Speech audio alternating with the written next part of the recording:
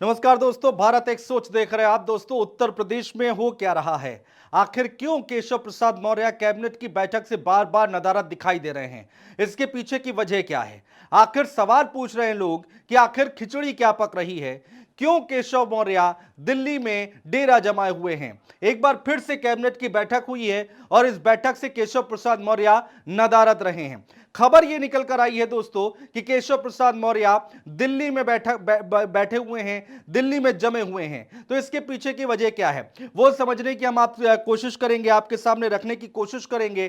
चंद्रकांत शुक्ला पत्रकार हमारे साथ जुड़ेंगे, उनसे भी हम जानने की कोशिश करेंगे। लेकिन उससे पहले पूरी खबर और पूरी तस्वीर हम आपको दिखा दें। ये देखिए, सुरेश खन्ना जिन्होंने ट्वीट किया है अपने सोशल मीडिया अकाउंट पर, ये ट्वीट किया है और लिखा है, लोक भवन लखनऊ, माननीय मुख्यमंत्री श्री योगी आदित्यनाथ जी की अध्यक्षता में आयोजित कैबिनेट बैठक में प्रतिभाग। और ये फोटो उन्होंने ट्वीट की है। इस फोटो में अगर आप देखेंगे तो केशव प्रसाद मौर्य कहीं नहीं दिखाई देंगे। इसका जो वीडियो है वो भी आप देखिए। ये देखिए, मुख्यमंत्री योगी आदित्यनाथ जो कि बीच में बैठते हैं, दूसरे डेप्यूटी सीएम ब्रजेश पाठक जो कि यहां पर हाथ जोड़े खड़े हुए दिखाई दे रहे हैं, सूर्य प्रताप शाही हाथ जोड़े दिखाई दे रहे हैं। उनके ठीक बगल में यहां पर जो ये कुर्सी जो खाली है, वो कुर्सी केशव प्रसाद मौर्य की है। लेकिन केशव प्रसाद मौर्य इस बैठक में भी नहीं आए। कितनी महत्वपूर्ण ये बैठकें हो रही हैं कैबिनेट की, वो हम आपको बताने की कोशिश करते हैं। बहुत सारे मुद्दे हैं। ये देखिए, किन किन मुद्दों पर मोहर लगी है, किन किन प्रस्तावों पर मोहर लगी है, आप ये देखिए। पशुधन, कुक्कुट एवं मत्स्य आहार प्रोत्साहन नीति 2024 और उत्तर प्रदेश चारा नीति 2024 को मंजूरी दी गई है। मवेशियों को कृत्रिम गर्भाधान के लिए पंजीकृत करने वाले कृषकों को प्रोत्साहित करने का लक्ष्य रखा गया है। दूधापादन के लिए अच्छी नस्ल की गायों की वृद्धि के लिए आहार नीति दी गई है। 5 एकड़ भूमि समाज कल्याण विभाग को दी गई है। ऐसे बहुत सारे प्रस्ताव हैं जिनको मंजूरी दी गई है। जयप्रकाश नारायण सर्वोदय विद्यालय निर्माण के प्रस्ताव को मंजूरी दी गई है। तो ये तमाम जो प्रस्ताव हैं जिन पर मोहर लगी है। लेकिन इन प्रस्ताव जब पारित हो रहे थे कैबिनेट से, तो यहां से केशव प्रसाद मौर्य जो थे वो नदारद थे, वो इन तस्वीरों में नहीं दिखाई दे रहे हैं। तो इतने फैसले लिए जा रहे हैं उत्तर प्रदेश में सरकार में, एक डेप्यूटी सीएम तो दिखाई दे रहे हैं हाथ जोड़े यहां पर ब्रजेश पाठक, लेकिन ये कुर्सी आखिर क्यों खाली है, ये क्यों नहीं है, इसकी वजह जानने की हम कोशिश करेंगे। चंद्रकांत शुक्ला हमारे जो सहयोगी हैं, पत्रकार हैं, वो हमारे साथ जुड़ रहे हैं, उनसे हम बातचीत करने की कोशिश करते हैं। तो चंद्रकांत हमारे साथ पत्रकार आ चुके हैं। चंद्रकांत, आपका बहुत स्वागत है। चंद्रकांत, ये तस्वीर क्या कहती है? ये जो सीट है, इस सीट के बारे में आप क्या कहेंगे? यहां पर बैठते हैं केशव प्रसाद मौर्य, जो कि इस वक्त बताया जा रहा है दिल्ली में है। पिछली कैबिनेट की बैठकें हुई हैं, उसमें भी वो नदारद थे। कहा जा रहा था कि दिल्ली में है। दिल्ली में ऐसा क्या है या फिर क्या प्रेम है? खिचड़ी क्या पक रही है? देखिए अनुज जी, ये जो तस्वीर आप दिखा रहे हैं, उत्तर प्रदेश में योगी कैबिनेट की मीटिंग हुई और उसकी ये तस्वीर है जिसमें आप खाली कुर्सी दिखा रहे हैं केशव प्रसाद मौर्य की। पिछली कैबिनेट मीटिंग को याद कीजिए, उसमें भी ये कुर्सी खाली थी ऐसे ही, तब भी आपने बताया कि वो दिल्ली में थे।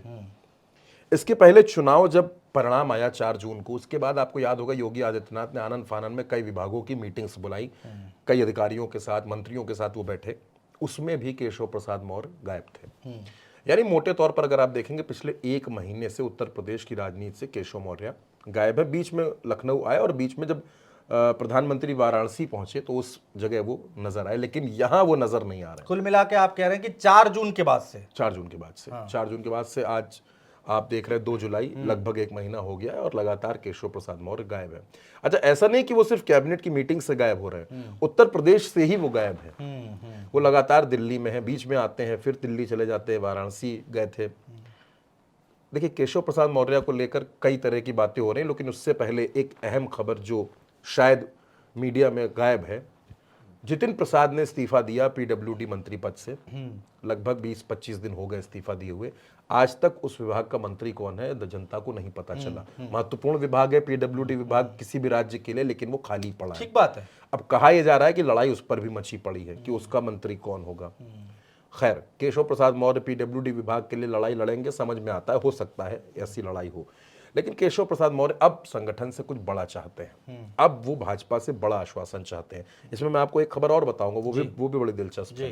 केशव प्रसाद मौर्य ने बीच में जो भारतीय जनता पार्टी के तमाम नेता है, चाहे उसमें आपके जेपी नड्डा हैं, इसके अलावा संगठन के तमाम बड़े बड़े जो नेता हैं, उनसे मुलाकात की है, उनसे मीटिंग की है और उनको अपनी बात बता दी है। अब उन्होंने क्या बताया है ये केशव प्रसाद मौर्य जाने, लेकिन अनुज जी, दर्शकों के लिए मैं बता दूं कि 14 जुलाई को उत्तर प्रदेश में भाजपा की कार्य समिति की मीटिंग होने जा रही है। चुनाव हार के बाद ये बड़ी मीटिंग है और इसमें खुद जेपी नड्डा आ रहे हैं। ये मीटिंग बड़ी है और कहा यह जा रहा है कि इस मीटिंग के बाद उत्तर प्रदेश में कई बड़े बदलाव दिखेंगे, चाहे वो संगठन के स्तर पर हो, चाहे वो सरकार के स्तर अच्छा। पर। हाँ, दूसरा, आप ये मानिए कि दिल्ली और लखनऊ का जो खींचतान है उसका प्रमाण आपको कल भी देखने को मिला, जब मुख्य सचिव पद पर मनोज सिंह की नियुक्ति होगी। मनोज सिंह योगी आदित्यनाथ के सबसे भरोसेमंद आदमी कहे जाते हैं, माना जाता है ऐसा। दूसरा, दुर्गा शंकर मिश्रा को सेवा विस्तार मिलना लगभग तय माना जा रहा था। 3 विस्तार उनको मिल चुके थे, चौथा विस्तार उनको मिल सकता था। अमित शाह के बेहद करीबी हैं, नरेंद्र मोदी के करीबी हैं,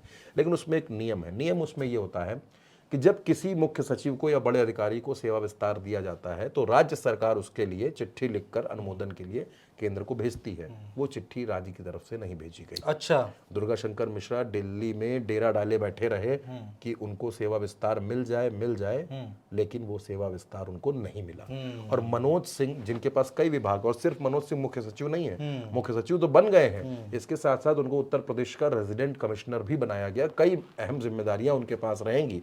और मनोज सिंह को लेकर सियासी गलियारों से जो खबर आ रही है, बड़े पैमाने पर मनोज सिंह कार्रवाई करने वाले हैं। अगला एक हफ्ता बेहद अहम है।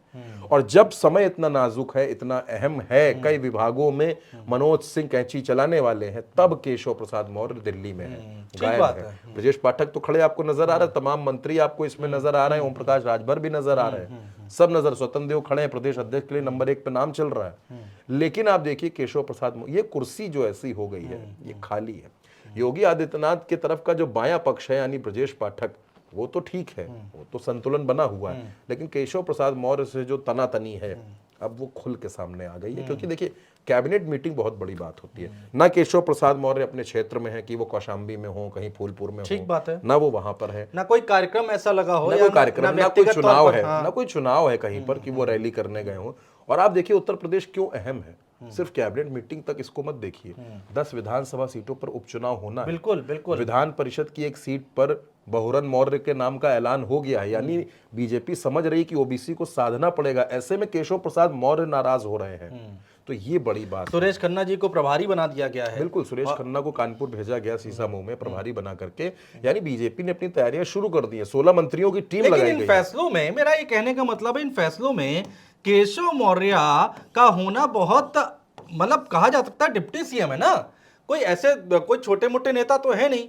और इन फैसलों में उनकी क्या राय नहीं ली जा रही है, या फिर टेलीफोन पर वो हैं, वीडियो कॉल पर वो हैं? बिल्कुल, देखिए, अगर वो अस्वस्थ होते तो उसकी जानकारी लोगों को होती कि केशव प्रसाद मौर्य अस्वस्थ हैं, लेकिन उनके बारे में सिर्फ एक सूचना आती है कि वो दिल्ली में है। दिल्ली में नई सरकार बन गई, संसद ने कामकाज करना शुरू कर दिया। वैसा तो है नहीं कि केशव प्रसाद मौर्य संसद की कार्यवाही देखने के लिए लोकसभा में बैठे होंगे। ठीक बात है। तो केशव प्रसाद मौर्य की क्या भूमिका होने वाली है? लोग ये दावा कर रहे हैं, कह रहे हैं कि राष्ट्रीय अध्यक्ष बनने वाले हैं। अब अगर ऐसा हो रहा है तो बहुत बड़ी बात है, लेकिन अगर ऐसा नहीं हो रहा है, केशव प्रसाद मौर्य खुद को यूपी में ही रखना चाहते, तो आप ये मानिए कि अब वो डिप्टी सीएम बनकर तो नहीं रहना चाहते, क्योंकि पिछले 7 सालों से वो खुद को डिप्टी सुनते सुनते वो भी उकता गए हैं। अब उनको कुछ नया चाहिए। एक तो उनका नाम प्रदेश अध्यक्ष के लिए पहले चला, तो या तो अगर वो पीडब्ल्यूडी के चक्कर में है, और अगर वो मिल जाता है मुझे तो ऐसा संतुष्ट लगता हो जाएंगे। नहीं, मुझे ऐसा लगता है पीडब्ल्यूडी केशव प्रसाद मौर्य के लिए कोई बहुत बड़ी बात नहीं है। पीडब्ल्यूडी वो चाहते, कह देते तो पीडब्ल्यूडी ऐसे ही मिल जाता।